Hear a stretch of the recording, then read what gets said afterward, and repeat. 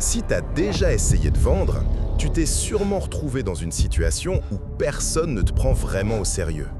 Au fond de toi, tu peux penser que tu as les meilleurs produits et services, mais personne n'écoute ce que tu dis. Et c'est sûrement parce que tu piges pas la psychologie de la vente. Du coup, dans cette vidéo, je vais te filer les astuces psychologiques les plus sombres et puissantes pour manipuler l'esprit humain et faire en sorte que les gens achètent ce que tu proposes. La première chose à capter sur l'esprit humain, c'est que s'il n'y a pas de douleur, il n'y a tout simplement pas de vente. Beaucoup de gens essayent de vendre leurs caractéristiques et leurs bénéfices, mais ça marche pas. Pourquoi? Parce que la plus forte émotion qui pousse quelqu'un à agir, c'est la douleur. Et la deuxième, c'est le plaisir.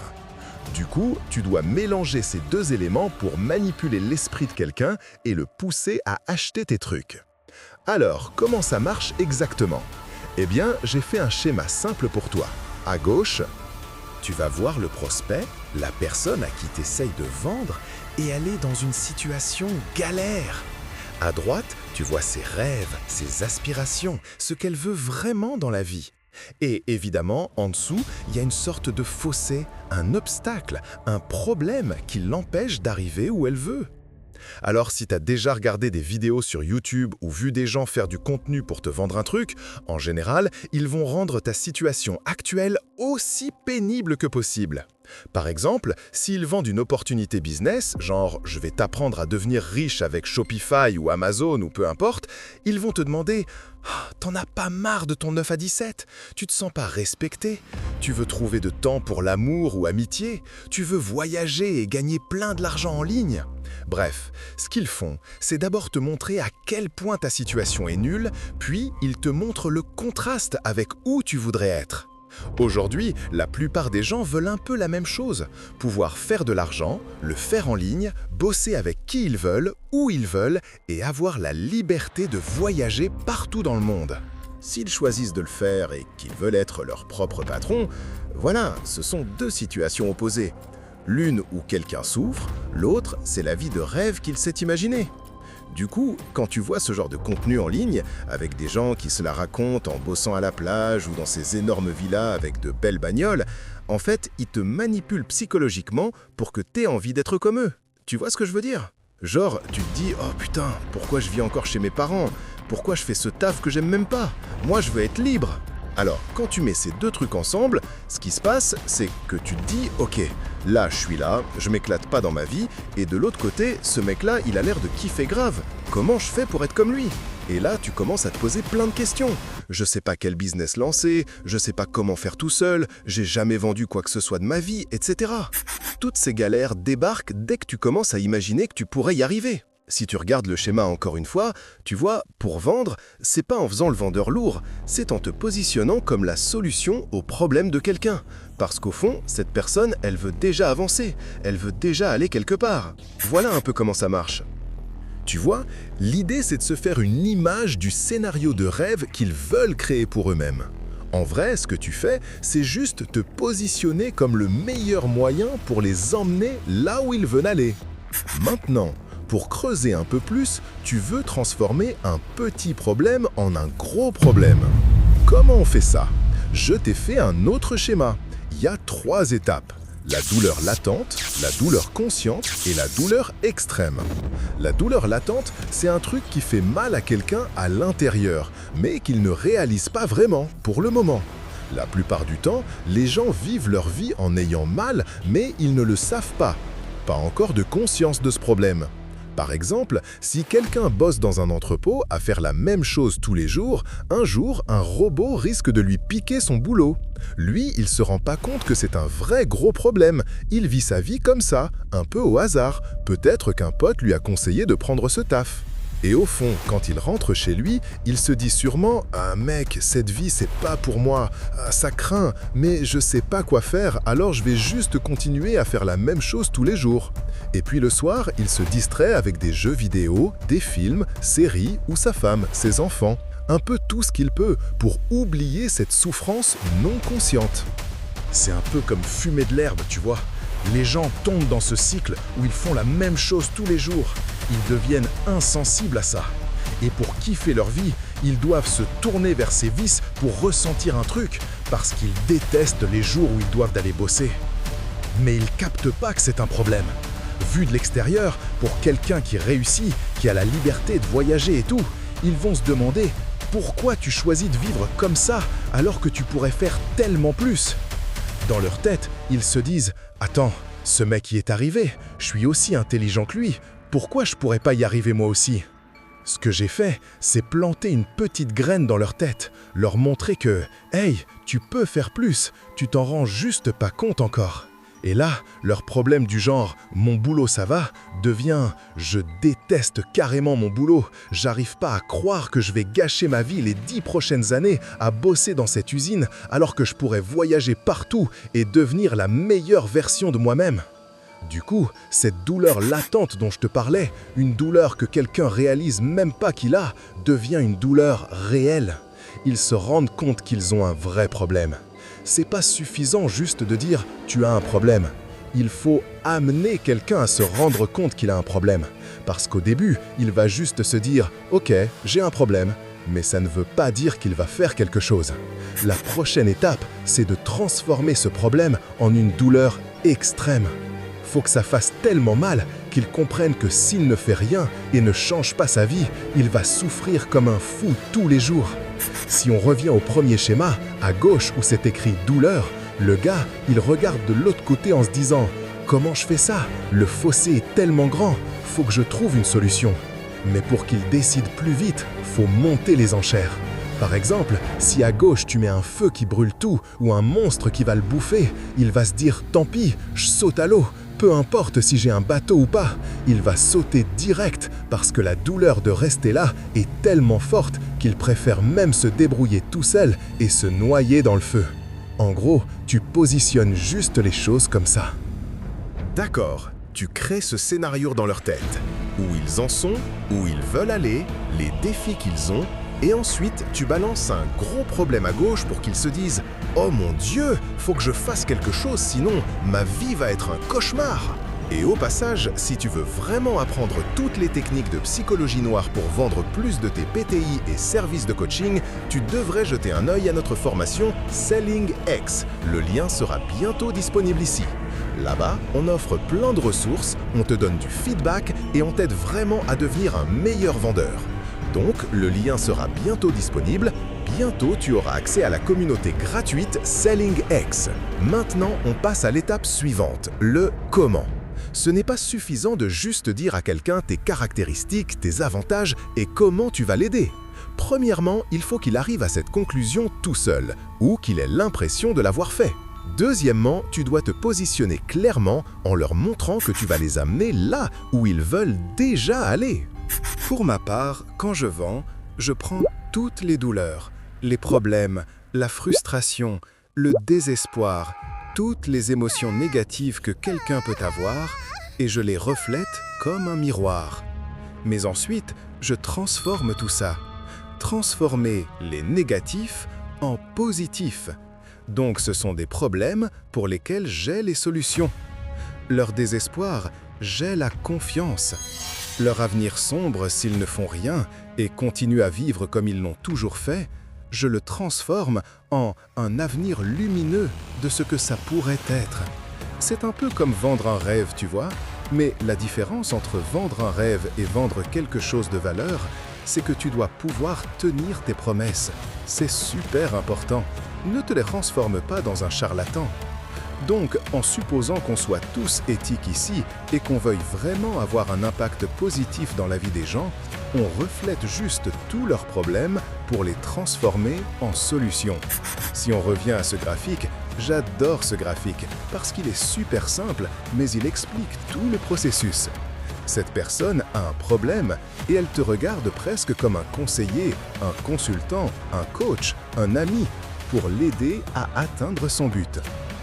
Par exemple, s'ils veulent quitter leur 9h17 et gagner de l'argent en ligne, tu dois montrer que tu es la meilleure méthode pour leur apprendre les bases pour gagner de l'argent sur Internet. Tu dois prouver que tu l'as déjà fait toi-même et aussi que tu as aidé d'autres personnes à en faire autant. Ils vont croire que tu peux les emmener de l'autre côté et t'as même pas besoin de vendre quoi que ce soit parce qu'ils vont en arriver à cette conclusion tout seuls, grâce à la preuve sociale de toutes les personnes que t'as aidées. Et comme tu présentes ça de cette manière, c'est pas comme si tu leur forçais la main, c'est pas comme si tu leur faisais un pitch, tu leur dis juste un truc du genre « Mec, je comprends totalement d'où tu viens, moi aussi j'avais un boulot de 9h à 5h, mais voilà ce que j'ai fait pour changer ma situation et voilà comment je vis maintenant de l'autre côté du monde, ici au Vietnam, en kiffant ma vie. Selon ta personnalité et tes compétences, je pense que je pourrais t'aider. Tu veux en savoir plus ?» Et bien sûr, ils vont dire oui. Donc naturellement, quand tu accompagnes quelqu'un dans ce processus, c'est un peu comme si tu lui tenais la main tout au long de cette démarche de vente. Et pendant tout ce temps, ils vont avoir des doutes, des objections. Est-ce que ça va marcher pour moi? Est-ce que ça marche avec mes compétences? Est-ce que je suis pas trop vieux, trop jeune, pas d'argent? Je ne trouve pas des entraînements sur TikTok. Et si j'ai un taf à plein temps et que j'ai pas le temps de m'entraîner avec un coach? Et si j'ai un taf à plein temps, j'ai des enfants et j'ai pas le temps de m'entraîner à côté? Toutes ces objections vont arriver et c'est en fait ça tes challenges. Pour revenir au schéma, il y a ce fossé entre là où ils sont et là où ils veulent aller. Et ils vont avoir toutes ces émotions négatives dans la tête qui leur disent toutes les raisons pour lesquelles ils peuvent dire qu'ils n'y arrivent pas. Mais ça, c'est ton taf. En tant que vendeur, tu dois transformer ces obstacles en opportunités. Genre, s'ils pensent qu'ils n'ont pas assez de temps ni d'énergie pour s'entraîner parce qu'ils bossent de 9h à 17h et apprendre une nouvelle façon de s'entraîner qui va changer leur vie, faut leur demander « T'es combien d'heures par jour au taf ?» 8. Et combien y a-t-il d'heures dans une journée? 24. Donc en fait, ils bossent que un tiers de leur journée, ils dorment un autre tiers, il reste donc un tiers. Si tu prends ce tiers restant, que tu le coupes en 4, ça fait les heures que tu peux consacrer à ton entraînement chaque jour, soit environ 2 heures. Alors, tu pourrais t'entraîner sur ton projet de corps au moins 2 heures par jour pendant les 3 prochains mois? Probablement oui. Et si tu le faisais, est-ce que ta vie pourrait changer complètement? Carrément! Est-ce que ça peut aussi ne pas marcher? Ouais, si tu bosses pas, si t'es pas focus, si tu tentes pas, ça marche pas. Mais au final, c'est toi qui décides, c'est ta vie, personne peut le faire à ta place. Moi, je peux juste t'indiquer le chemin, mais c'est toi qui dois marcher dessus.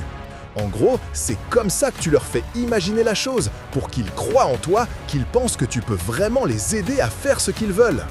Là, je te donne juste un exemple comme ça B2C, mais si tu vends quoi que ce soit en B2B, c'est la même chose pour toutes les boîtes que tu connais. Les business veulent toujours gagner plus de thunes, mais ils galèrent avec plein de trucs, que ce soit lancer une pub, créer du contenu, peu importe, ils ont besoin de ton aide. Et toutes ces galères sont toujours liées aux émotions, parce qu'on ne peut pas dire qu'un business n'a pas d'émotions. C'est géré par des gens, des fondateurs, et eux, ils sont super émotifs. Du coup, tu peux toujours jouer sur les émotions, que tu vends à une grosse boîte ou à un particulier. Maintenant, je vais te montrer comment conclure une vente sans négocier. J'ai testé plein de stratégies, j'ai lu plein de bouquins sur la négociation.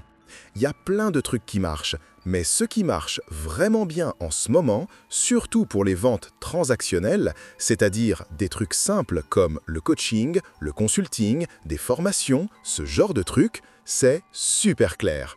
Quand quelqu'un paie, il sait exactement ce qu'il reçoit. Par exemple, si tu vas gérer les campagnes d'emailing à froid de quelqu'un, il te file quelques milliers d'euros, tu fais le taf, c'est carré. Donc voilà comment tu conclus sans négocier et sans baisser tes prix. Pendant l'appel de vente, tu fais tout le process. Tu sais où il en est, tu sais où il veut aller, tu l'amènes dans son scénario idéal. Ils sont d'accord sur tout. Et là, quand on arrive au prix, ils vont dire un truc du genre « Ok, tout ça a l'air pas mal, Pedro, mais là je suppose que ça se joue au tarif, pour voir si ça vaut le coup ou pas. » Alors, disons que je demande 1000 $ par mois en forfait, et je réponds « Carrément, vu tout ce qu'on a vu jusqu'ici, et pour ton plan en particulier, où on va lancer tes campagnes froides d'emailing, le prix sera de 1000 $ par mois. » Et là, moi, je fais quoi?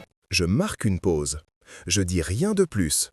Je le dis avec tellement d'assurance que quand ils entendent ça, ils se disent « Ah, c'est un peu plus cher que ce que je pensais. » Mais dans leur tête, ils se disent aussi « Bah, vu comment il l'a dit, c'est sûrement ce qu'il demande à tout le monde et les gens doivent bien payer. » Du coup, ils vont juste s'arrêter, réfléchir une seconde et se dire « Ok, c'est plus que ce que je voulais mettre, mais il me comprend, je pense qu'il peut vraiment obtenir des résultats et si je gagne plus d'argent grâce à ses services, alors ça revient presque à du gratuit. » En gros, ce qui va se passer, c'est qu'ils vont essayer de justifier ça dans leur tête, même s'ils n'avaient pas le budget au départ, ils vont tenter de se le permettre, voire même aspirer à pouvoir se le permettre, parce qu'ils pensent que ça vaut le coup.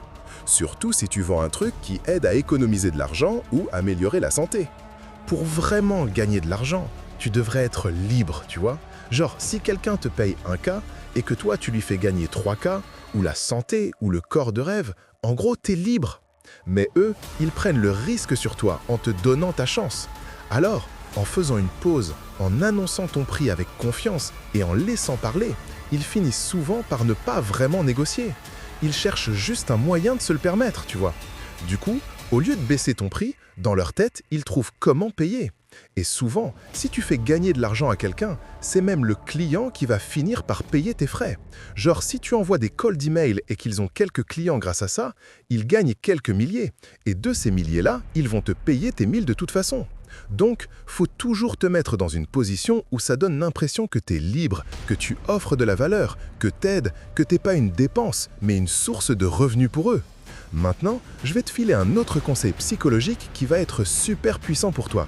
Raconter des histoires avec lesquelles les gens peuvent s'identifier. Parce qu'une histoire, c'est un des moyens les plus puissants pour influencer la décision de quelqu'un. C'est une des meilleures façons de faire passer un message. Pour te souvenir de faits ou de détails sur ton programme ou ce que tu vends, raconte une histoire, tu vois. Souvent, quand tu débutes, surtout si tu proposes un service, du coaching, des cours, tout ce qui touche à l'enseignement de tes compétences, tu utilises un peu ton propre parcours comme témoignage ou d'autres clients à toi comme histoire au début. Par exemple, moi, avant, j'avais un job en vente tech dans la Microsoft. Quand j'ai commencé sur coaching, je partageais tout ce que j'avais appris au taf. Du coup, quand je voulais vendre un truc, je disais juste « Voilà les stratégies qui ont marché pour moi quand je bossais dans la Microsoft ». Donc, si tu bosses dans la tech et que tu veux un job en vente, coaching pour faire 6 chiffres, je suis sûr que ça peut marcher pour toi, parce que je viens de le faire. C'est une histoire que les gens retiennent, qui parle direct à mon client idéal. Autre histoire. Quand j'ai commencé à faire du fitness, j'avais 70 kilos. J'étais gonflé, ballonné. Dans 1 an, j'ai réussi le poids de 59,8 kg, musclé, sec, plus jeune et plein de santé. Donc, si tu es surpoids et que tu veux un corps en santé, sans chute de glycémie, sans être ballonné, je suis sûr que ça peut marcher pour toi, parce que je viens de le faire. Peu importe ce que tu vends, que ce soit ton expérience ou des services, raconte comment tu as fait. Ça leur donnera confiance. Et pour aller encore plus loin, si tu as des clients avec des résultats, il suffit de raconter comment tu as fait, et ils ont fait en t'avoir choisi à toi. Ils ont commencé où avec toi, ils en étaient où au début, et ils en sont où maintenant. Ce qui va se passer, c'est que le prospect va s'imaginer une petite image dans sa tête, tu vois. Évidemment, ça ne va pas ressembler exactement à ça, mais dans sa tête, métaphoriquement, c'est pareil. Il va se dire « Ok, Pedro a aidé ce gars qui avait ce problème, qui était comme moi. » Et son rêve, c'est genre d'avoir la meilleure version de lui, ce que je fais moi-même, tu vois. Puis il va se dire « Ok, qui d'autre il a aidé? Ah, celui-là a réussi à perdre 10 kilos en 6 mois, ouais, c'est pas mal. » Alors il se demande « Comment je fais pareil, moi ?» Ce genre d'histoire, c'est ce qui pousse les gens à avancer, à vouloir acheter. Il n'y a rien de plus puissant qu'une success story client. C'est pour ça que tu as toujours un mur de témoignages dans n'importe quel programme. Parce que ça fait preuve sociale, ça construit la confiance, ça réduit le risque. Quand quelqu'un te file de l'argent, c'est qu'il est sûr qu'il va avoir un résultat, au moins un minimum. Maintenant, le prochain conseil que je vais te filer, c'est un truc super tactique, un peu dark psychology, qui joue vraiment sur l'ego et le caractère des gens. En gros, c'est utiliser les mots de quelqu'un contre lui. Alors, comment ça marche? Disons que on est en train de conclure un deal, et tu veux que ça se fasse plus vite. Tout se passe bien, tu leur demandes « Eh mec, d'après tout ce qu'on a vu jusqu'ici, y a-t-il autre chose que tu veux voir avant d'avancer ?»« Non, tout me va, Pedro, c'est exactement ce que je voulais. »« Ok, cool. Alors, puisque c'est ce que tu voulais, tu penses pouvoir commencer quand ?»« Je pense que je pourrais commencer dans 1 mois. » Ok, c'est intéressant, parce que tout à l'heure tu disais que c'était parfait, que c'était pile ce que tu voulais, et on dirait que tu voulais commencer tout de suite. Mais là tu me dis que c'est dans un mois. Je piche pas trop pourquoi tu veux attendre un mois. Si t'as besoin d'aide ou de temps pour réfléchir, je peux peut-être t'aider à y voir plus clair, puisque t'es ici avec moi. Souvent ils répondent « Ouais, c'est une bonne question. » Bah, tu vois, j'avais juste besoin de réfléchir un peu, de m'assurer que le programme était bien pour moi, qu'il allait vraiment régler mes problèmes, tu vois. Donc, tu gères l'objection, t'as clarifié les trucs et tu relances. Ok, maintenant qu'on a réglé ça, il me semble que tu n'as plus à y réfléchir, c'est ça? Du coup, clairement, on n'a pas besoin d'attendre un mois entier. Y a-t-il autre chose que tu veux voir avant d'avancer? Oh non, c'est à peu près tout, c'est tout ce que je voulais aborder. Donc, rien ne t'empêche de te lancer dans le programme? Non, absolument pas. Ok, tu peux commencer maintenant. Et puis, tu fais juste une pause, parce qu'ils ne s'y attendent pas. Ils vont se dire Oh merde, c'est un peu... Je sais pas, tu vois, toutes ces pensées vont leur passer par la tête. Et ils vont se demander Mais comment tu prends le paiement? Je leur dirai Par carte bancaire, je t'envoie un lien et tu peux commencer direct. Et on te mettra à bord dès que possible. Et là, ils vont réfléchir. Puis ils diront « Non, je peux pas. Je préfère commencer la semaine prochaine. » Ok, mais tu as dit que tu voulais commencer. Et tu as l'occasion de commencer. C'est quelque chose que tu dis vouloir vraiment. Je comprends pas ce qui va se passer pendant cette semaine. Là, ils doivent te dire la vérité. Tu les as mis au pied du mur parce que tu utilises ce qu'ils ont dit contre eux. Ils ont dit qu'ils voulaient commencer, c'est parfait, ils peuvent commencer maintenant. Puis tu demandes le paiement, ils ne paient pas, alors pourquoi pas? Ils avaient dit qu'ils le feraient, donc tu utilises ça. Leurs propres mots se retournent contre eux. Ouais, et à la fin, ils vont finir par te dire la vérité. Parce que les prospects mentent toujours, qu'ils s'en rendent compte ou pas. Souvent, quand tu parles avec des gens, ils ont l'air super excités, genre « Oh mon Dieu, ça va être génial !» Mais quand il faut vraiment passer à la caisse, la plupart du temps, ils disparaissent. C'est comme ça tout le temps. Faut juste accepter ça, prendre ça avec philosophie et se dire « Je sais déjà qu'ils vont mentir, qu'ils le veuillent ou pas. Alors, je vais m'en servir pour les amener à dire la vérité. » C'est comme ça que je ferai maintenant. Est-ce que c'est manipulateur? Je dirais pas, parce qu'au fond, ton but, c'est de les aider, non? Genre, si tu vends une transformation qui peut vraiment changer leur vie en mieux, pourquoi tu voudrais pas qu'ils commencent plus vite? Sinon, si jamais ils ne commencent jamais, ils restent coincés dans leur routine et dans 10 ans, ils risquent de le regretter. Donc, si tu crois vraiment en ton produit ou service, que ça apporte une vraie valeur et transforme la vie des gens, ouais, je serais prêt à utiliser toutes ces techniques. Je ne présenterai pas ça comme de la psychologie noire avec des lumières rouges et tout, mais en réalité, c'est juste pour aider. C'est juste les convaincre d'acheter tes services. Et tant que ce que tu fais est honnête et que tu tiens vraiment toutes tes promesses, en vrai, il n'y a rien de louche là-dedans. Donc, je te propose dès aujourd'hui de te mettre au travail. Avant de avancer avec la formation Selling X, je te propose que tu mets en pratique ces 8 points de la psychologie de la vente. Quand tu vends un PTI, quand tu veux convertir un PTI en client, quand tu veux vendre n'importe quoi, chaque expérience, tu notes ce que tu as fait et comment le client a réagi à ces 8 points, et tu te prépares mieux en mieux. Quand tu arriveras à formation, tu auras déjà une compréhension ou des questions beaucoup plus précises pour qu'on puisse t'aider à évoluer tes ventes. N'hésite pas à revoir cette vidéo jusqu'à ce que tu domines ces 8 techniques. 1. La vente par la douleur et le plaisir. 2. Transformer la douleur. Latente, consciente, extrême. 3. Le reflet miroir. 4. La preuve sociale et la confiance. 5. L'art du comment et de l'honnêteté. 6. Raconter des histoires. 7. Utiliser les mots de l'autre contre lui. 8. Conclure la vente en faisant une pause. Je te souhaite une très belle pratique de Dark Psychologie de la vente, toujours dans le bien-être et respect des autres.